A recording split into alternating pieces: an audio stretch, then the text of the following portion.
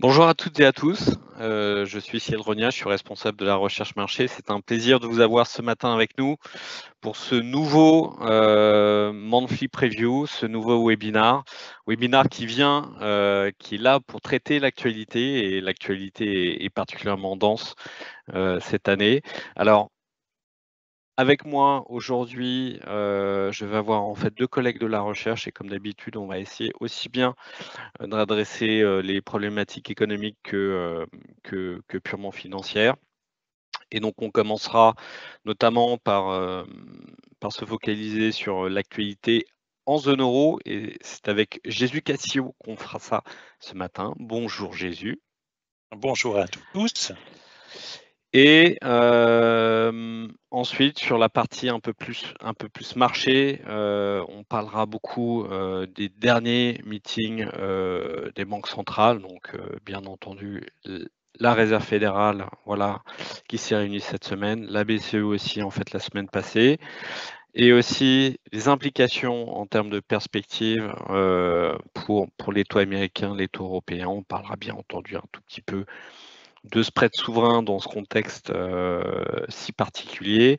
Et c'est Théophile Legrand ce matin qui se joignira à nous pour évoquer ces différents sujets. Bonjour Théophile. Bonjour tout le monde, bonjour Cyril. Alors on va attaquer tout de suite avec toi Jésus. Donc la première partie d'année, on le sait, a été assez mouvementée pour la zone euro avec notamment toutes ces annonces du côté des tarifs. Ça aurait pu être pire, mais voilà, le constat n'est pas non plus extrêmement avantageux pour le moment. Quelles sont tes perspectives en fait pour les prochains mois et est-ce que tu notes quelques lueurs d'espoir? Je pense notamment en fait ce processus de désinflation qui est maintenant bien abouti. Qu'est-ce que ça veut dire pour toi en termes de perspectives économiques? Et n'oubliez pas, bien entendu, pendant que nous parlerons, surtout que mes 2 collègues, partageront en fait leur vue, vous pourrez poser vos questions en utilisant, le petit bouton, questions-réponses de votre application Teams. Donc Jésus, comment va l'Europe? Ah, grande question, c'est toujours délicat de répondre, mais tu l'as un petit peu révélé. On a eu une première partie d'année, si on va sur le slide de gauche là, où en fait, finalement, qui est un peu décevante finalement, avec une croissance qui a ralenti fortement. Alors c'est vrai que le premier trimestre où on a enregistré une croissance de 0,6% en variation trimestrielle, on aurait pu se dire c'est bien, mais c'est peut-être un petit peu aussi pour des mauvaises raisons. Vous voyez que quand on regarde les composantes du PIB, au premier et deuxième trimestre, on voit une très forte contribution de l'investissement, puis une très forte contribution négative au deuxième trimestre, c'est des petits bâtonnets violets. Et ça s'explique par des gros effets, notamment sur la croissance de l'investissement qui est très très volatile en Irlande, où en fait, juste pour vous donner ces quelques chiffres qui sont assez impressionnants, ça a fait plus 73% en variation trimestrielle au premier trimestre et moins 37% au deuxième trimestre. Donc, ça crée de la volatilité, mais ce qui n'empêche que la question de l'investissement reste cruciale, et notamment quand on regarde un petit peu ce qui s'est passé par pays, on voit un recul de l'investissement au deuxième trimestre de 1,4% en Allemagne. Par contre, il a tenu en Italie et en Espagne, où il a progressé, et stagné en France à ce deuxième trimestre. Néanmoins, quand on regarde un petit peu ce à quoi on pourrait s'attendre pour les prochains trimestres en termes d'investissement, on a quand même quelques lueurs, en tout cas quelques facteurs qui pourraient nous permettre d'être un petit peu plus positifs. D'une part, la levée des incertitudes concernant les relations commerciales avec les États-Unis. Donc ça, c'est quelque chose qui est de nature à, en tout cas, permettre aux agents d'évoluer dans un environnement un peu plus prévisible, même si avec 15% de droits de douane en moyenne sur les exportations européennes vers les États-Unis, on ne peut pas dire que ce soit une grande victoire, parce qu'on était autour de 3% avant. Donc, vous voyez bien l'écart qui s'est produit. Mais au moins, on est dans un contexte où on peut commencer à envisager des stratégies pour faire face à ce nouvel environnement commercial. Le deuxième espoir vient du fait que la politique monétaire, déjà depuis plusieurs mois, s'est assouplie. Donc, ça a permis d'améliorer les conditions de financement des entreprises et de l'investissement. Et parce que les fonds européens, dans le cadre des plans de relance et de résilience, dans le cadre de Next Generation EU, vont se poursuivre au moins jusqu'à fin 2026.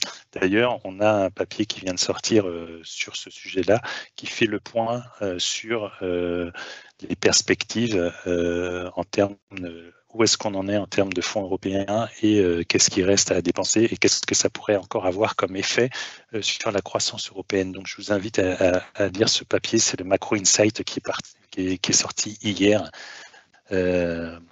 Voilà. Donc, ça, c'est côté investissement. Donc, décevant, mais avec quelques lueurs d'espoir. Et donc, du coup, en termes de perspective, je vais vous en parler juste après. Juste un petit mot pour vous dire aussi que là, je vous ai parlé de la zone euro dans son ensemble. Après, quand vous regardez le graphique de droite, vous voyez que la situation est assez hétérogène selon les pays, avec l'Allemagne et l'Italie qui ont enregistré des replis au deuxième trimestre et la France qui a progressé à plus 0,3%, mais dans un contexte particulièrement délicat pour l'économie française, et l'Espagne qui reste non seulement à la tête des grands pays de la zone euro en termes de croissance, mais qui a accéléré encore au deuxième trimestre et qui pourrait en maintenir ce taux de croissance encore au troisième trimestre. Donc on voit bien qu'on est dans une situation hétérogène au sein des pays de la zone euro. Si on passe à la slide d'après, pour parler un petit peu plus de perspective, vous voyez quand même que sur le graphique de gauche, on reprend l'évolution des perspectives de croissance pour 2025 telles qu'elles ont été publiées par Consensus Forecast. Ce ne sont pas nos prévisions, mais bien celles de Consensus Forecast. Et on voit qu'à partir du milieu du printemps, on a une amélioration des perspectives de croissance presque partout, hormis finalement en Italie et en France, mais on voit que ça s'améliore en Allemagne, en Espagne, aux États-Unis et en moyenne en zone euro. Alors ces évolutions, elles sont en ligne aussi avec l'amélioration des enquêtes de confiance qu'on voit sur le graphique de droite. Là, je vous ai mis que les PMI, composite services et manufacturiers, ainsi que les nouvelles commandes qui nous donnent un petit peu un horizon sur ce qui pourrait se passer au cours des prochains trimestres. Mais les autres enquêtes de confiance de la Commission européenne, le ZEW, le Sentix, etc., continuent de s'améliorer aussi. Donc, elles pointent tous vers une deuxième partie de l'année qui serait plus favorable. Donc, on voit bien que notre scénario aujourd'hui, qui est d'aller vers une reprise plus progressive de la croissance dans la deuxième partie de l'année, pourrait se matérialiser au cours des prochains trimestres. Alors, si on va de slide de la presse, ce que j'aimerais vous signaler quand même, c'est, et que j'ai commencé à dire dans mon introduction, c'est la situation de la consommation des ménages. Alors, mon graphique de gauche, il est peut-être un petit peu un petit peu difficile à lire parce qu'il y a beaucoup de courbes, mais il y en a deux en fait plus particulièrement qu'on peut essayer d'observer. C'est la courbe orange qui est le taux d'épargne des ménages en pourcentage de leur revenu disponible brut. Et vous voyez qu'on est autour de 15% pour le dernier chiffre connu donc qui date du premier trimestre 2025. On n'a pas encore le deuxième trimestre, mais vous voyez une remontée du taux d'épargne depuis mi-2022, début 2023, et qu'on se situe aujourd'hui autour de 15% à un niveau qui est historiquement élevé par rapport à la période pré-Covid où le taux d'épargne des ménages en zone euro était aux alentours de 12%, entre 12 et 13%. Et ça, c'est intéressant parce qu'en même temps, quand on regarde l'autre courbe qui est le revenu disponible brut des ménages en réel, en termes réels, on voit qu'il a progressé et notamment grâce au repli de l'inflation, mais aussi grâce à la bonne tenue du marché du travail. Hein. Pour mémoire, les créations d'emplois étaient de plus 0,7% en glissement annuel au deuxième trimestre et les salaires progressaient de 3,9% les salaires par tête au deuxième trimestre. Donc on a bien un marché du travail qui offre de l'emploi, des salaires qui progressent, donc des revenus disponibles qui se maintiennent et pourtant ça ne se transforme pas en consommation. Donc ça, c'est un petit peu le point à surveiller au cours des prochains trimestres, c'est voir qu'est-ce qui va se passer, notamment en termes de confiance des consommateurs, ce qu'on voit sur le graphique de droite où on voit que cette confiance est quelque peu éreintée. Et si elle ne se redresse pas, alors on aurait un effet un petit peu moins marqué de la consommation et de la croissance du PIB. On resterait dans une situation où cette consommation pourrait rester atone au cours des prochains trimestres. Mais elle pourrait aussi créer la surprise si justement la confiance des ménages s'améliore parce qu'on va vers un contexte de moindre incertitude. Alors, ça ne sera pas le cas en France parce que vous voyez bien qu'on est encore dans une très grande incertitude politique, mais qui pourrait s'améliorer dans les autres pays de la zone euro. Et on peut passer au slide suivant pour enchaîner voilà, sur les histoires de confiance avec les commerces extérieurs. Donc, sans grande surprise, j'ai presque envie de vous dire, au deuxième trimestre, on a eu un repli des exportations, hein, moins 0,5% sur le trimestre. Les importations étaient en ligne avec l'évolution et de la demande domestique et des moindres exportations. Et ça, c'est lié à la forte accélération, notamment qu'on a eu des exportations vers les États-Unis en anticipation des droits de douane. Souvenez-vous que jusqu'au mois d'août, on ne savait pas à quelle sauce on allait être mangé en termes de droits de douane. Donc, il y a eu des effets d'accumulation de stock qui expliquent le pic qu'on voit à gauche là, de la très forte accélération des exportations de l'Union européenne vers les États-Unis en anticipation de ces droits de douane. Mais derrière, une grosse correction parce qu'à un moment, on arrête de stocker. On voit aussi que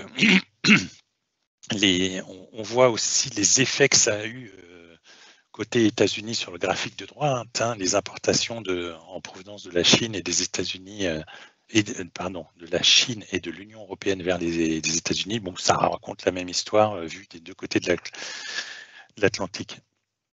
Au cours des prochains mois, il faut voir si justement l'accord auquel on est arrivé entre Union européenne et les États-Unis permet de stabiliser la situation et redonne des perspectives aux entreprises, aussi bien aux entreprises européennes qu'américaines, et voir comment ce commerce extérieur pourrait légèrement s'améliorer à partir de la fin de 2025, début 2026, une fois qu'on aura les effets de cette stabilisation, que tous ces effets d'anticipation puis de correction seront passés et qu'on aura des données un petit peu plus lisibles qui pourront nous indiquer dans quelle direction s'orientent les économies aussi bien européennes qu'américaines.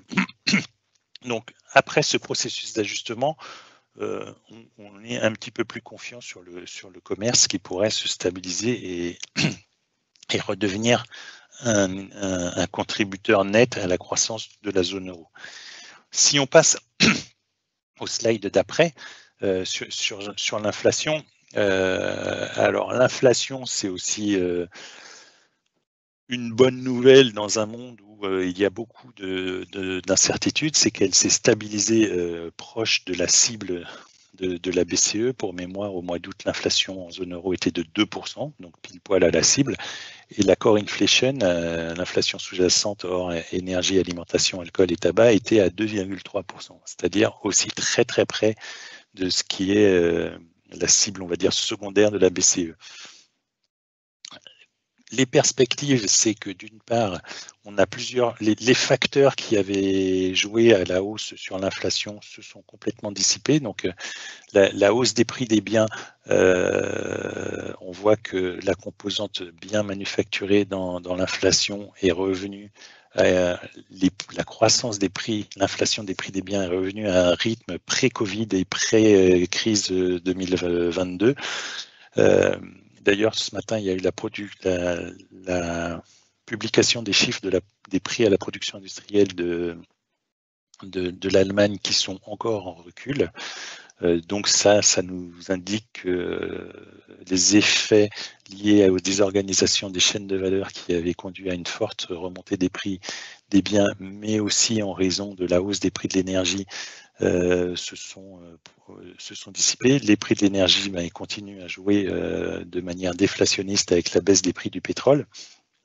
Et le troisième effet, on va dire entre guillemets déflationniste, c'est la robustesse du taux de change euro-dollar, qui pareil, d'un côté vient jouer de manière favorable aux importations, au prix des importations, même si c'est un petit peu plus compliqué en termes de compétitivité de nos exportations. Tout ça pour dire qu'on croit que l'inflation va rester autour de sa cible, et notamment aussi parce que le principal facteur inflationniste qui reste aujourd'hui, c'est l'inflation des prix des services.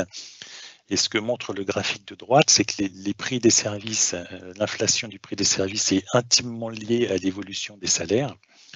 Et que effectivement, je vous ai dit tout à l'heure, les salaires progressaient, mais le rythme de croissance des salaires est en train de décélérer. C'est la courbe un peu rose, parme, où on voit qu'après avoir augmenté de plus de presque 6% en glissement annuel, on est à 3,8%, comme je vous le disais tout à l'heure, et que les indicateurs avancés, notamment le ECB Wage Tracker, qui est la courbe violet foncé de la BCE, pointe aussi vers la poursuite du ralentissement des prix des salaires, ce qui veut dire que à terme, l'inflation des services va aussi être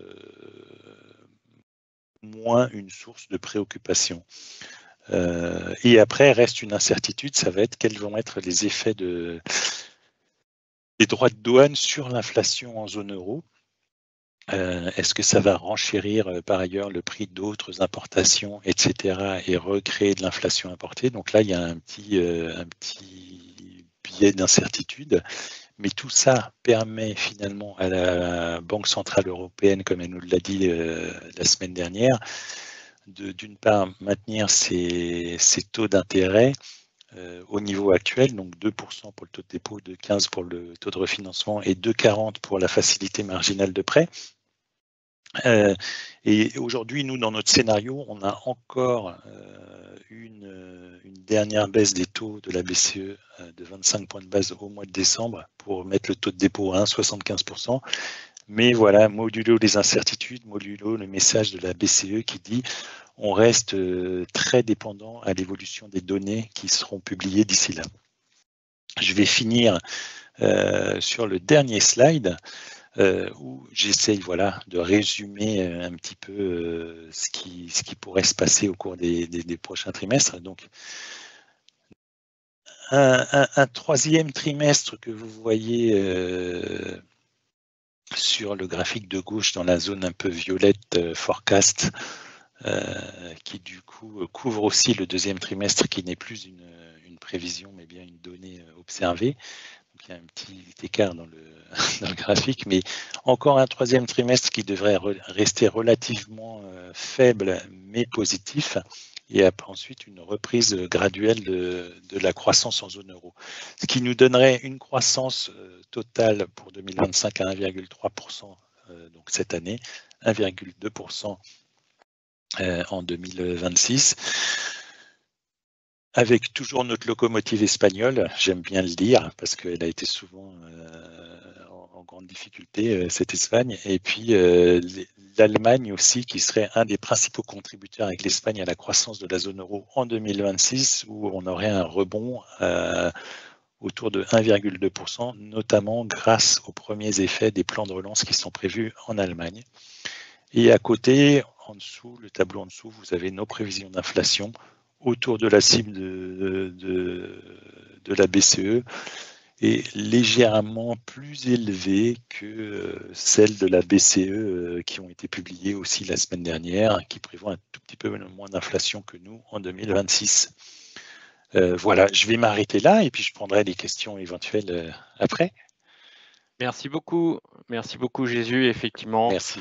n'hésitez pas à poser vos questions. On va maintenant parler marché avec Théophile Legrand et principalement marché de taux. Donc effectivement, cette actualité Banque centrale, elle a été particulièrement dense. Les banques centrales n'ont pour autant pas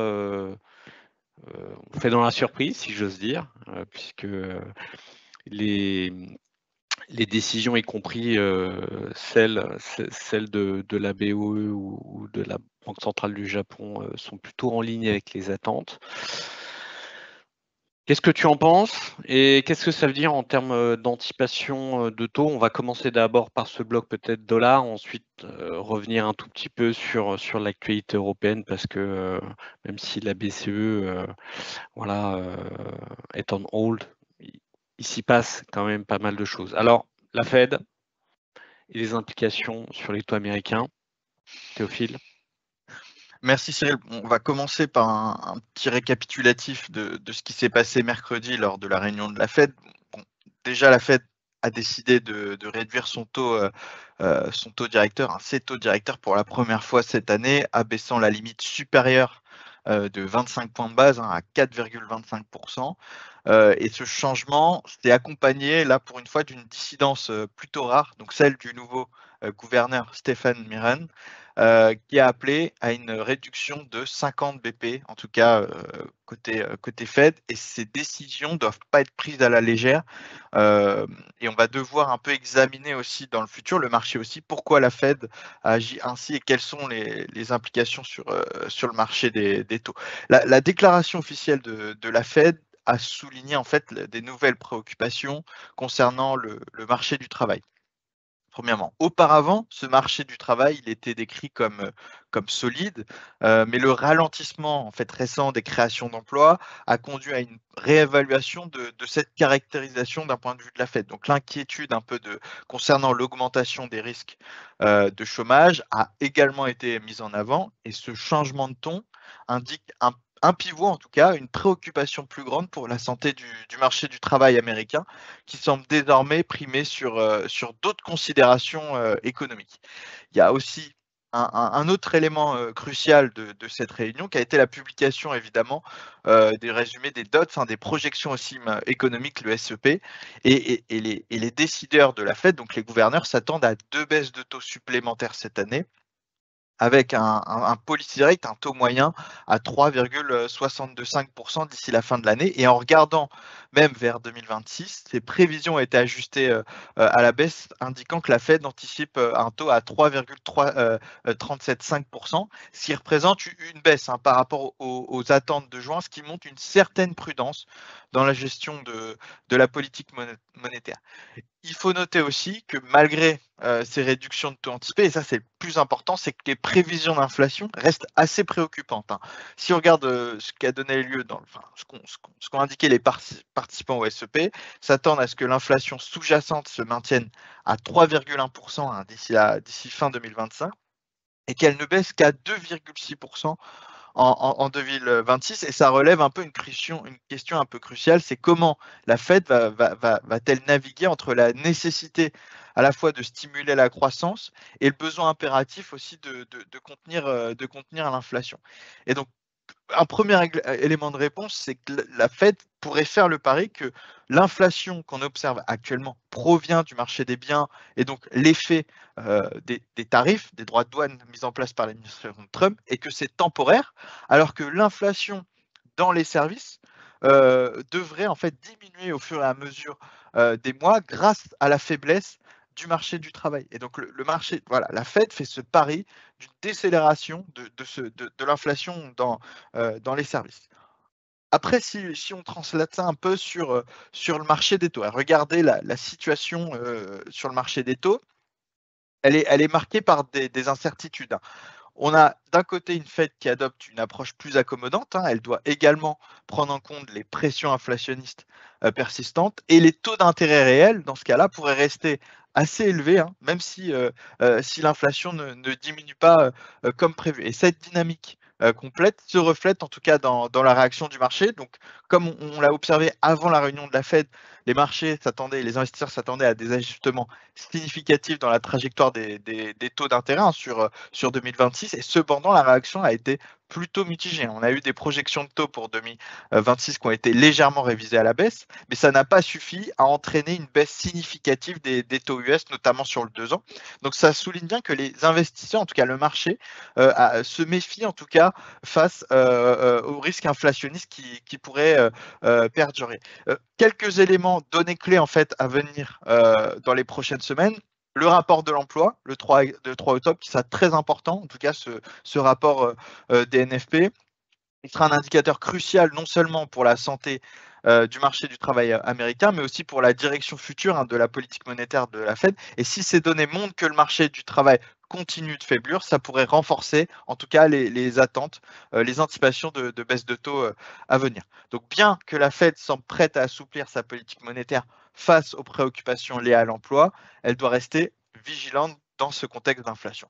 Donc dans ce contexte, on pense que le potentiel de baisse sur le 2 ans UST existe encore au T3, en tout cas d'ici la fin de l'année, puisqu'on voit un UST 2 ans à 3,25 d'ici la fin de l'année. Par contre, on pense que le 10 ans UST devrait rester stable autour de 4,10, voire ce qui implique en fait une pontification continue de la courbe américaine. Et comme vous le voyez sur le graphique en bas à droite, on voit un peu plus de pontification par rapport au forward. Si on passe sur l'autre slide et on va regarder un peu les thématiques du marché américain actuel, la prime de terme. La prime de terme, très importante actuellement sur le marché US, qui a été très faible pendant des années. Et là, on rentre un peu dans un changement de régime.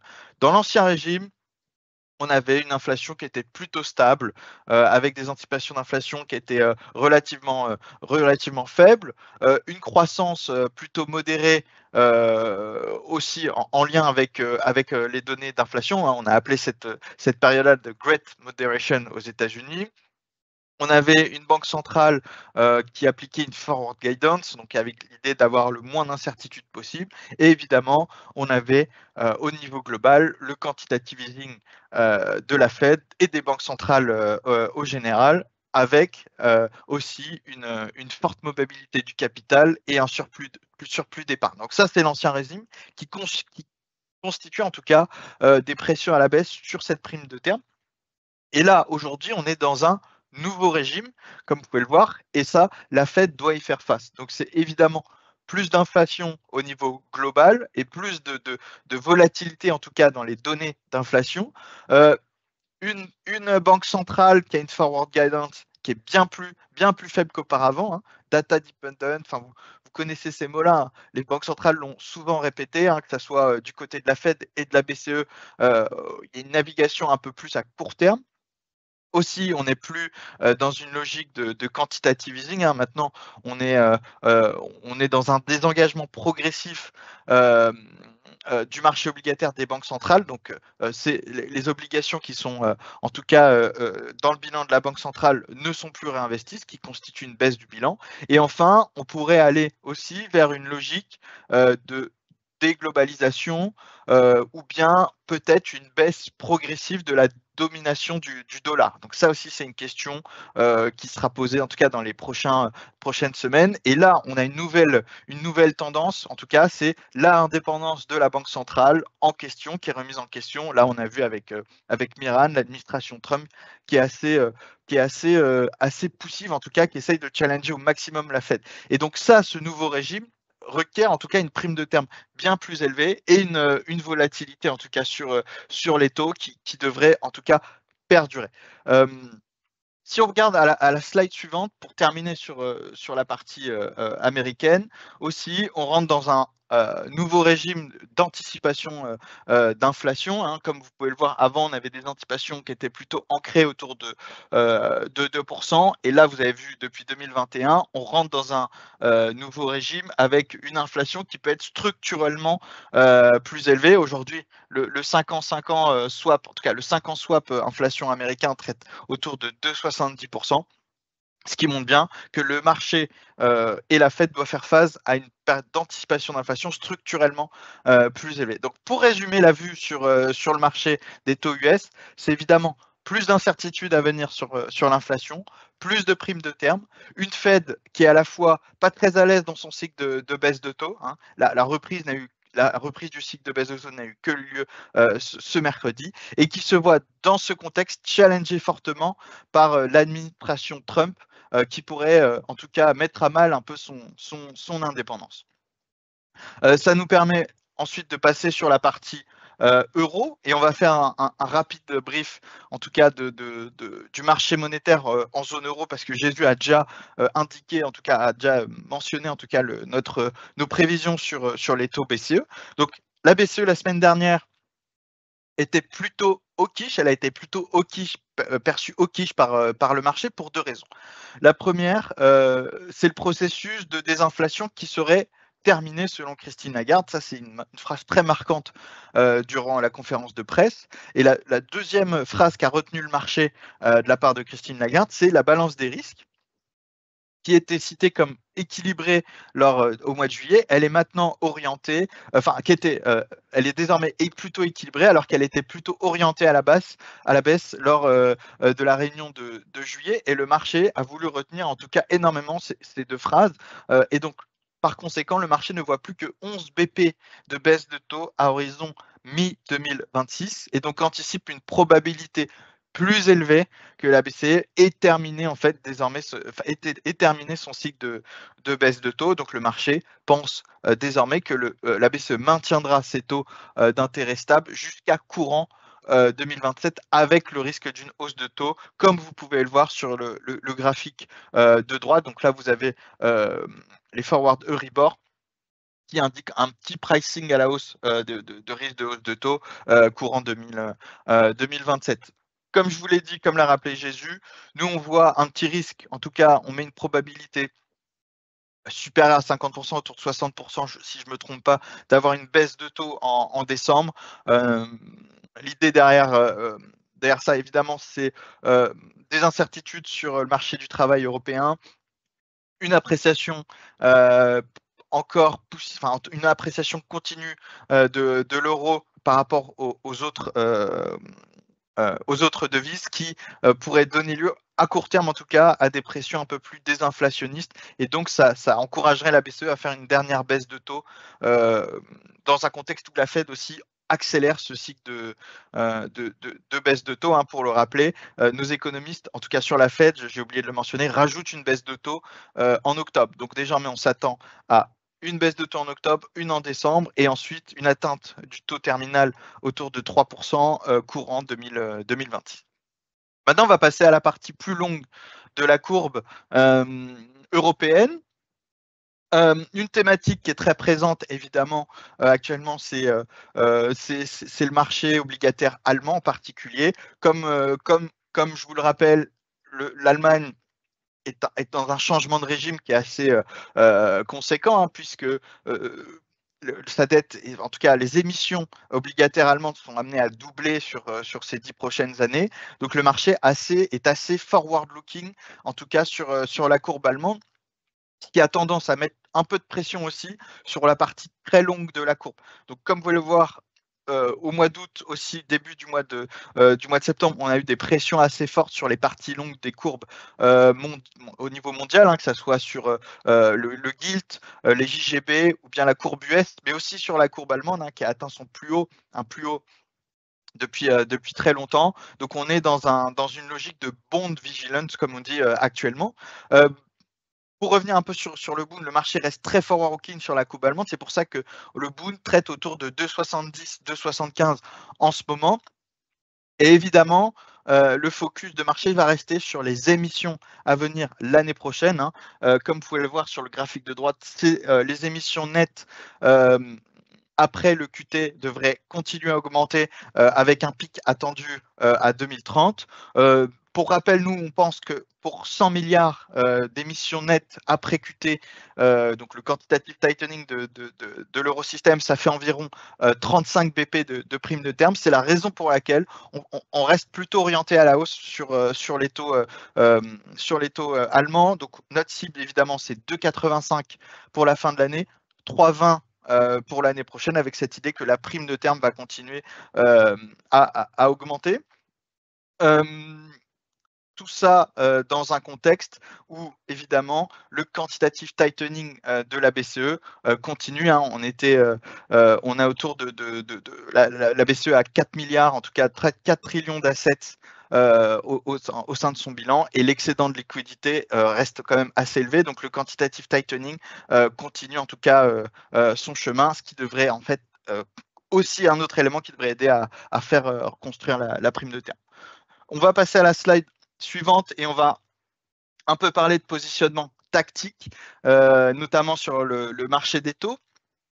Je reviendrai un peu plus tard sur le marché OAT, mais là vous avez notre indice de positionnement qui capte en fait les corrélations entre les prix, les changements des prix des futurs et les volumes, hein, les open interest. Et comme vous pouvez le voir, le marché est repassé long sur la courbe américaine, que ça soit sur la partie 2 ans, mais aussi sur la partie 30 ans, aussi bien sur la partie 30 ans futur que sur le Buxel futur. Le Buxel futur, c'est le 30 ans allemand.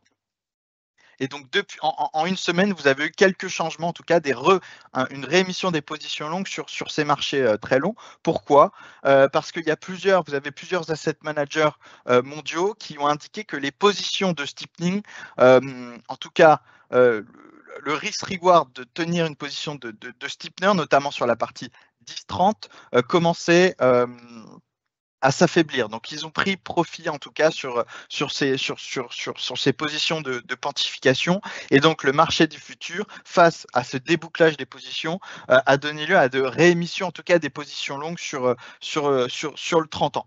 Sur l'OAT futur, et ça va nous permettre d'aller en transition sur le risque politique et en tout cas les spreads souverains dans son ensemble. On a eu aussi, le marché était globalement short sur le futur OAT. Ça a été en ligne avec un écartement des spreads souverains. La nomination du Premier ministre, donc le Cornu, a donné lieu en tout cas à un débouclage des positions short, un peu de prise de profit sur les positions short OAT, et donc ça a donné lieu à un changement un peu de régime. Désormais, comme vous pouvez le voir, un indice à 0,10 sur l'OAT futur, le marché est globalement neutre sur la France à ce niveau de spread. Voilà ce que nous dit notre Fast Money Positioning Index. Hein. On le mettra à jour régulièrement dans nos publications. N'hésitez pas à le consulter, ça vous permet d'avoir en tout cas une vue sur l'environnement tactique et le positionnement des fast money dans leur ensemble. Ce qui nous permet de passer à la slide suivante. Voilà, autre fait marquant sur les spreads souverains dans cette rentrée, c'est le premier enseignement, c'est que l'Espagne, qui est dans une dynamique de croissance positive avec une amélioration de ses fondamentaux et de son rating, traite depuis désormais 1 an bientôt, hein, depuis le mois d'octobre, en dessous de la France. Donc première information intéressante. Et deuxième information, le BTP italien, donc le 10 ans, traite désormais proche, voire sur certaines obligations, en dessous de l'OAT 10 ans. Ce qui est un changement de paradigme assez fort, en tout cas sur le marché obligataire souverain, et ce qui montre bien qu'on a une différence de dynamique différente sur le marché obligataire souverain européen. Donc d'un côté, vous avez un momentum d'amélioration des fondamentaux des obligations périphériques, Espagne, Portugal, Italie, qui voient leur notation souveraine s'améliorer. Il faut rappeler l'upgrade, l'amélioration des notes sur l'Espagne et le Portugal la semaine dernière, alors que Fitch avait dégradé la France. Et de l'autre, vous avez un marché, en tout cas l'OAT, qui est assez challengé en ce moment par le risque politique et évidemment le challenge autour de la consolidation budgétaire à tenir. Ce qui me permet de passer à la slide suivante. Une autre thématique de marché aussi à venir, on va passer, on va regarder les flux en tout cas des investisseurs depuis 2022. Comme vous pouvez le voir sur le graphique de gauche, les investisseurs non résidents ont été en tout cas un soutien clé sur la courbe OAT. Vous pouvez le voir là depuis juin 2022, vous avez 200 milliards d'euros d'achat de flux net des investisseurs non résidents sur la courbe sur le marché OAT, malgré le désengagement progressif de l'eurosystème, mais aussi des domestiques, en tout cas des assureurs et des fonds de pension qui sont plutôt neutres, en tout cas en termes de flux net. Vous avez aussi les banques domestiques, donc les banques françaises, qui ont été très actives sur le marché de l'OAT. Vous avez en tout cas 100 milliards en tout cas en cumulé depuis juin 2022. La question évidemment qu'on a actuellement, c'est est-ce que le soutien de ces investisseurs non résidents avec les dégradations progressives de la notation souveraine française va-t-elle continuer? Donc là, il y a une question assez ouverte de ce point de vue-là, c'est la plus grande incertitude.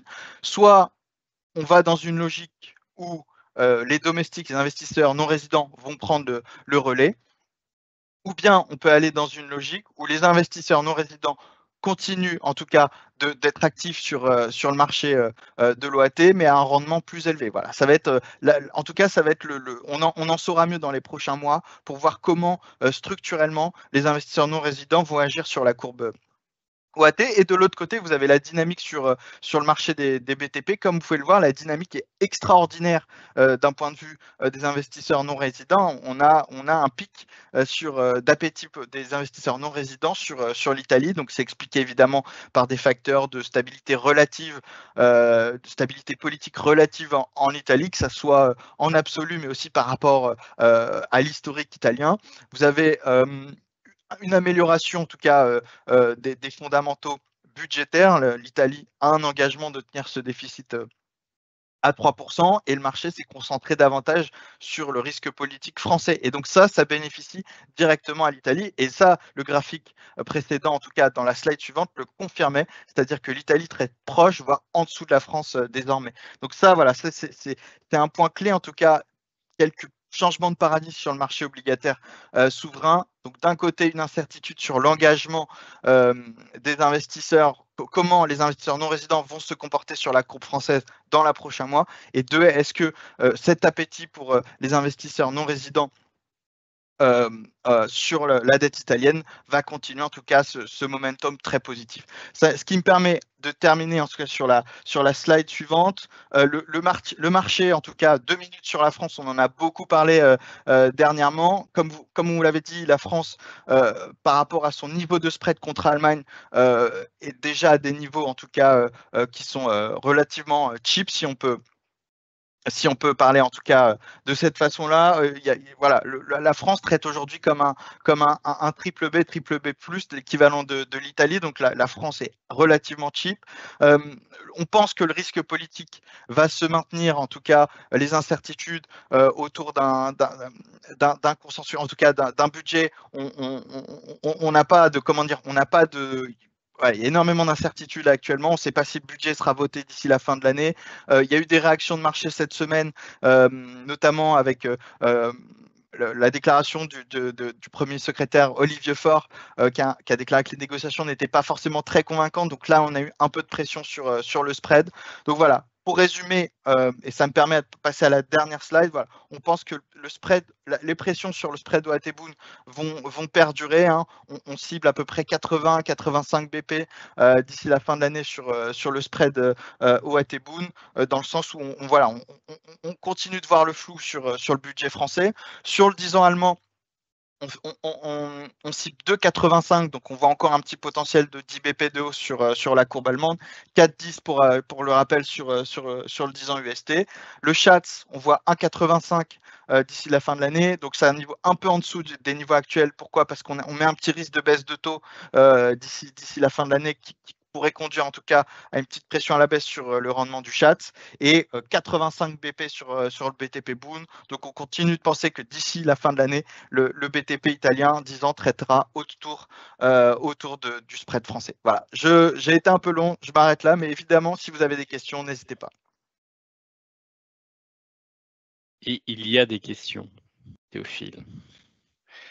On va peut-être adresser en fait les premières questions et qui portent notamment en fait sur ces différentiels de taux et sur ces politiques en fait différentes entre les États-Unis et l'Europe. Donc effectivement, donc on a une question. La baisse des taux en zone euro n'a pas l'effet escompté parce qu'elle a une politique contraire par rapport à la Fed.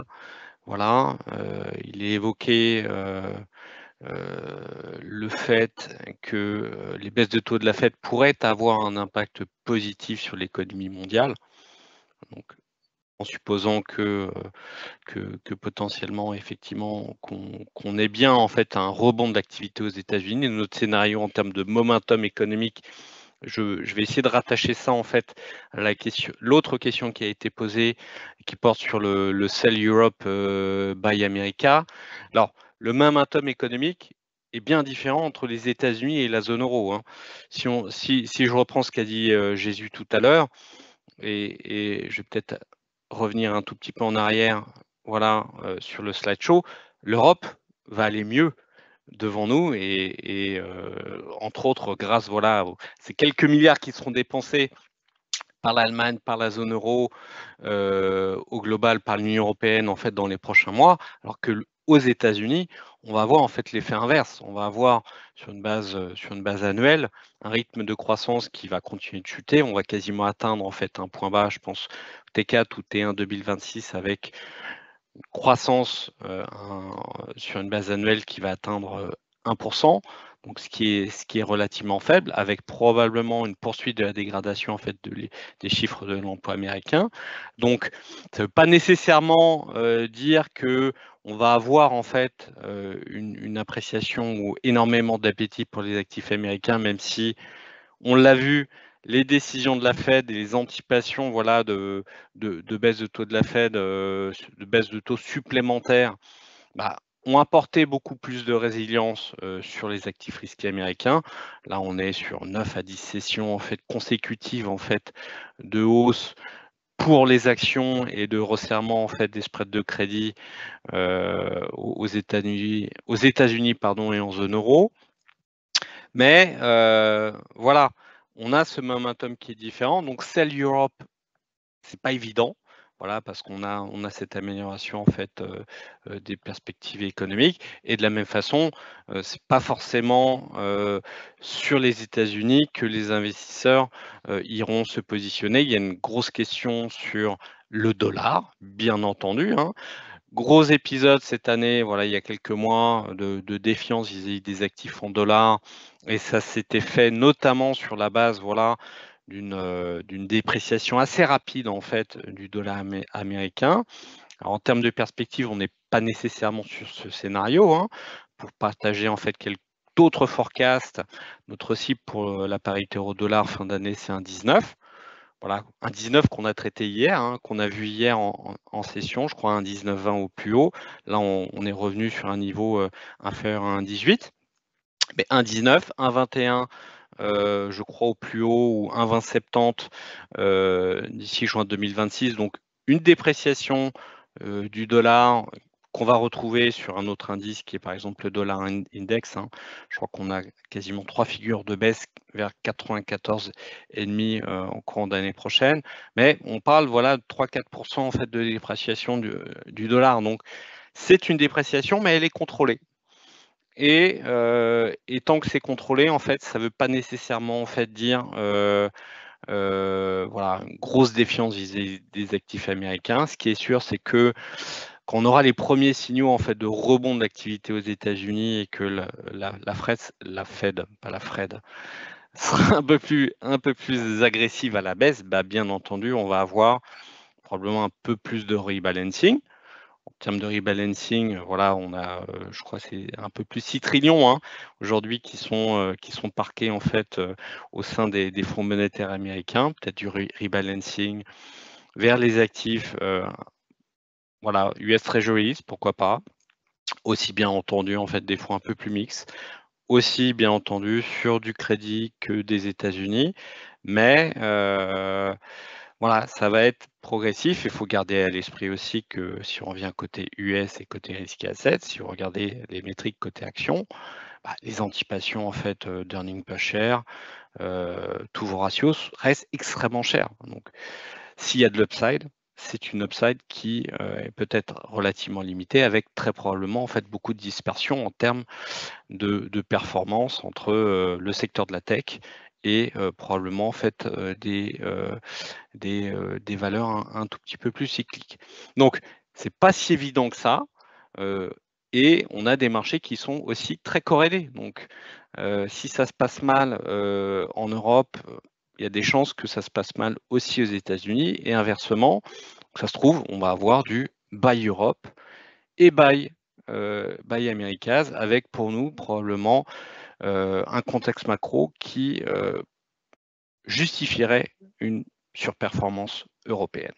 À voir bien entendu en fait l'étendue des baisses de taux de la Fed qui viendront, et la façon dont aussi le marché perçoit cette dégradation en fait du contexte économique aux États-Unis.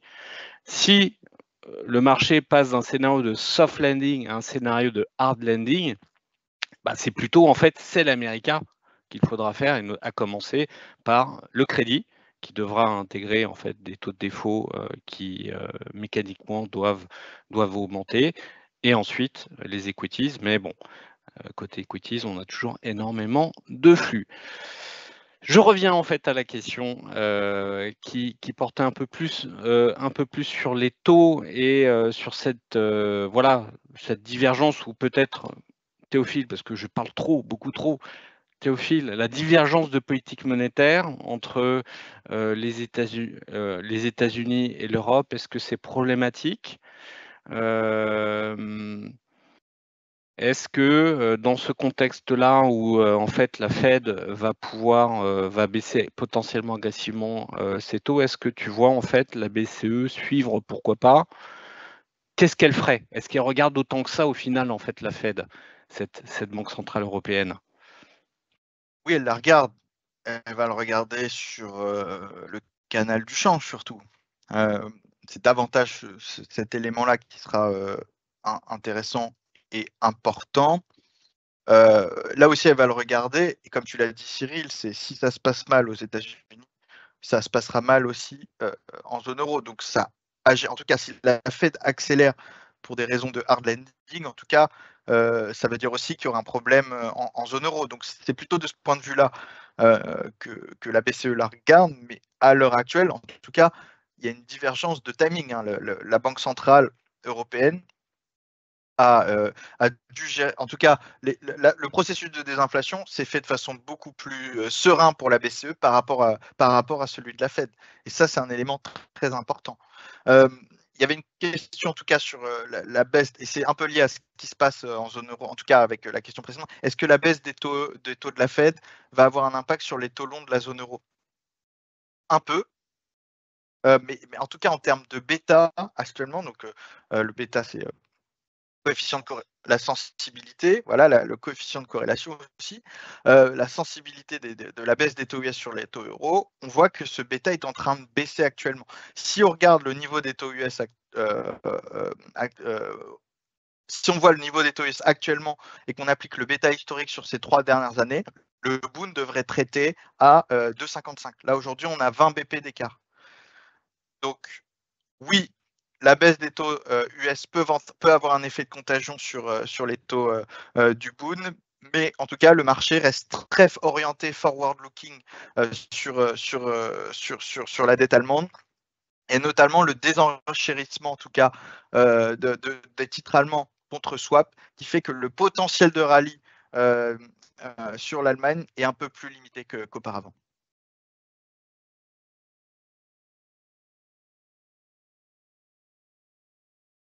T'es en mute, Oui. Cyril? Ouais. Je fais trop de choses en même temps, c'est horrible. On vient de recevoir en fait une nouvelle question, c'est pour ça, et je viens de la poster. Pensez-vous que l'on puisse aller voir de nouveaux plus hauts sur le 30 ans US, Japon, UK, Allemagne? Je crois que la réponse est oui. Théophile? Ou tu veux que je commence par le sterling au Japon et... Peut-être je commence Bon. et tu pourras compléter. D'accord. Oui, des pressions sur le 30 ans depuis à la rentrée. C'est pas forcément lié, enfin, c'est pas forcément lié à la soutenabilité en tout cas la soutenabilité des dettes souveraines, c'est pas tant ce facteur-là, c'est une vigilance globale sur le marché obligataire et sur la partie très longue de la courbe. On ne sait pas les taux d'équilibre de long terme, et donc le marché met une prime de risque assez élevée sur la partie très longue de la courbe. Est-ce que ces pressions, en tout cas, peuvent revenir? Oui, mais je mettrai une petite nuance, c'est qu'à un certain niveau de 30 ans, et si on va regarder aussi d'un point de vue d'allocation d'actifs au global, le niveau de 30 ans, le rendement d'un 30 ans, au bout d'un moment, deviendra supérieur à ce que, en tout cas à l'évolution du marché action. Donc au bout d'un moment, il y a des niveaux d'attractivité qui feront que le marché reviendra sur la partie très longue de la courbe. Cyril, tu voulais compléter aussi? Oui. Alors, il y a des petites spécificités et en ce moment, on regarde notamment en fait beaucoup le sterling, qui est un plus petit marché sur lequel en fait il y a encore aujourd'hui des nouvelles en fait qui sont assez négatives sur l'évolution en fait du budget. Donc oui, il y a un risque en fait qui est assez important. Pour donner en fait des indications sur demain ce que sera en fait un 30 ans allemand ou un 30 ans français, la vue en fait de Natixis, c'est que le 30 ans français qui traite aujourd'hui autour de 4,40, on s'approchera fin d'année prochaine, on sera fin d'année prochaine, dans un peu plus d'un an, très probablement un peu plus proche de 5%. Et ça veut dire que on va avoir aussi en fait des trésors et des banques centrales qui vont commencer à ajuster un tout petit peu leur politique monétaire. C'était le cas hier en fait, la Banque centrale d'Angleterre qui est en train de baisser son bilan, donc qui est en train de réduire son soutien au marché en fait obligataire britannique et qui vend des titres de façon active en plus de cette réduction bilancielle un peu plus passive. Il a été décidé hier que les ventes de titres sur les titres de maturité supérieure à 20 ans seront réduites.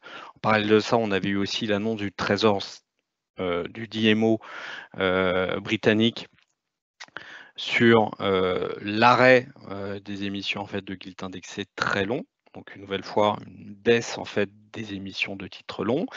Et c'est vrai que dans un contexte où vous avez des taux longs très longs en fait qui continuent d'augmenter, donc une poursuite de la revalorisation en fait des primes de terme, aussi des thèmes un peu plus long terme tels que la transition en fait des fonds de pension néerlandais, industrie avec un peu plus de 1,6 trillion d'actifs sous management et en fait des risques de débouclage en fait de portefeuilles de dérivés qui sont extrêmement conséquents, notamment de positions receveuses de swap 30 ans qui vont maintenir en fait une pression à la hausse en fait sur les taux à 30 ans, vous avez en fait une anticipation qui est double, des taux longs 30 ans qui vont augmenter, plus en fait des pentes 10 ans, 30 ans qui vont continuer de se pontifier. Donc, ce qu'on est en train de remarquer, c'est des investisseurs, y compris des assureurs, des acheteurs naturels en fait de duration de 30 ans, qui sont en train de réduire un tout petit peu leur duration pour éviter en fait de se faire embarquer en fait dans ce mouvement. La bonne nouvelle, c'est que le marché aujourd'hui paraît un peu plus sain. On a eu du profit taking, donc un positionnement qui est probablement un tout petit peu moins lourd, mais il ne faut pas se tromper. La tendance à venir, et la tendance probablement sur les prochains mois, ça va être hausse des taux longs, et notamment en Europe, et pontification additionnelle en fait des segments très longs, et notamment 10 ans, 30 ans. Il est 10h29. Je crois qu'on vient de recevoir. Est-ce que ce sont des questions? Oui, on a des questions. On a des questions sur les pentes. 2 ans, 10 ans, Allemagne et US. Pour répondre en 10 secondes, oui, on reste à la pontification sur le 2 ans, 10 ans US et allemand. On a une conviction plus forte sur le 2-10 US avec le cycle de baisse de taux de la Fed qui devrait s'accélérer. Et sur la partie européenne, on garde aussi un biais de pontification avec la prime de terme en zone euro qui devrait continuer à se reconstruire. Et donc, ça aide en tout cas le 10 ans à augmenter un peu plus vite que le 2 ans. Parfait. Il est 10h30. Écoutez, merci encore Jésus et Théophile d'avoir été présents aujourd'hui. Merci à vous qui nous avez rejoints aujourd'hui. On était à un peu plus de 300 et vous nous avez posé plein de questions. Donc, une nouvelle fois, c'est la meilleure situation pour nous. On apprécie toujours voilà, ces échanges. J'ai un peu de mal aujourd'hui, désolé. Ces échanges avec vous. On se dit à très bientôt, au mois prochain, pour continuer à parler de l'actualité, actualité américaine, actualité européenne. Bon vent à tout le monde. Merci. Et à très bientôt.